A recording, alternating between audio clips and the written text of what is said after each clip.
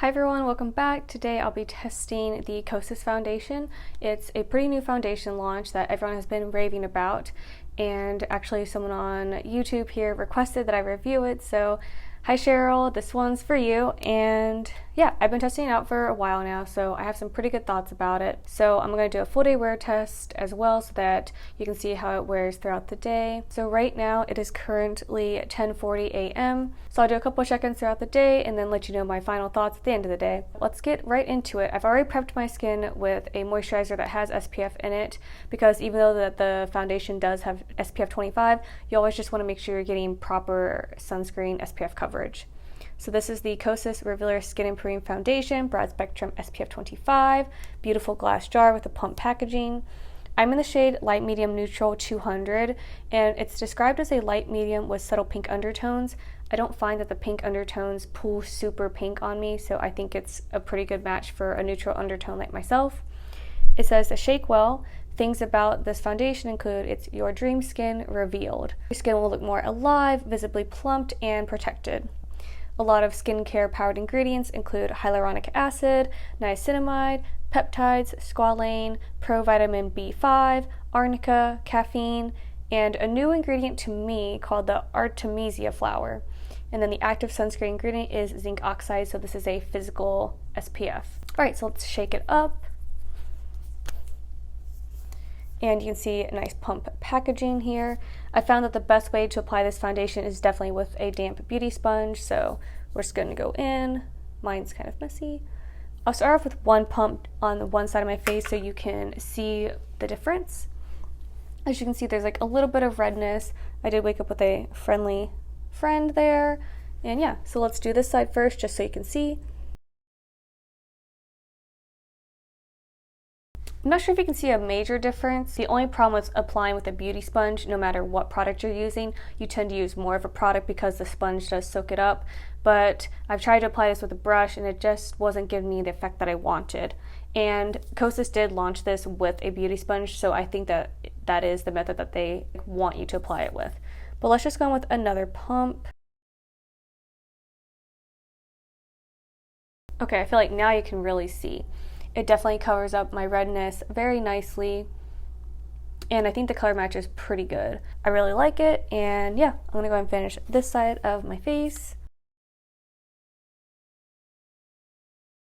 So it does have a slight scent to it. It's hard to describe. It's not a pleasant scent, but it does dissipate after a while, so I'm not like constantly smelling it on my skin, but I really wish it was just fully fragrance free.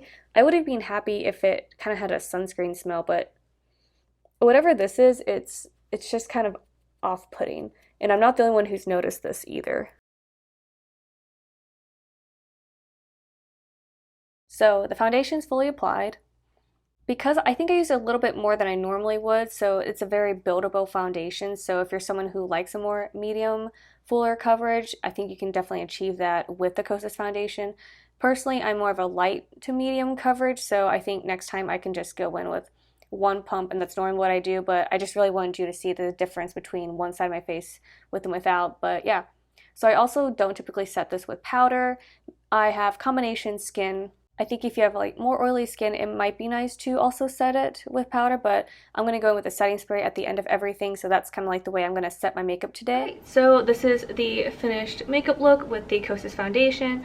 I'm going to be doing a couple of check-ins throughout the day so you can see it, and I'll show you what the full like makeup and foundation look like in natural sunlight, because I do film with an artificial softbox light, and then I do have a window that gives me some natural light as well. Alright, I will check in a little bit later today and then give you kind of like my final thoughts at the end of the day. Hi everyone, so this is what my skin looks like in natural sunlight.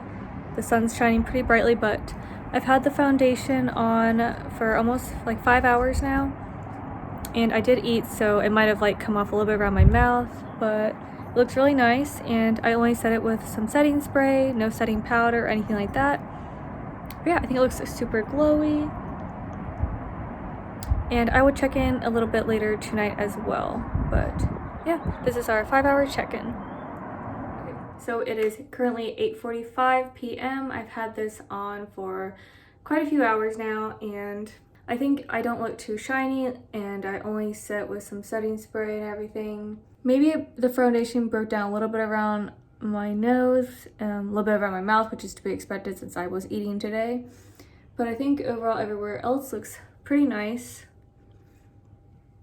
I think it looks a little bit dry here maybe. I'm just seeing a little bit more of my light textured skin here.